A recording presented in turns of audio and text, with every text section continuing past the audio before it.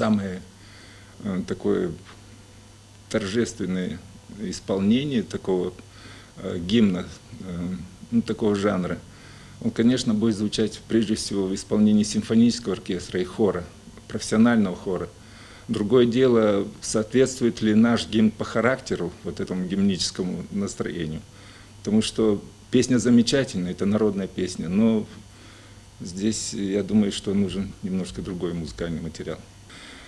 Конечно, здесь касается не только мажора и минора, здесь касается особо ритмического рисунка, в том числе и лада. То есть есть определенные выразительные музыкальные средства, которые создают вот эту приподнятость, особую торжественность, потому что гимн исполняется только в особых торжественных моментах.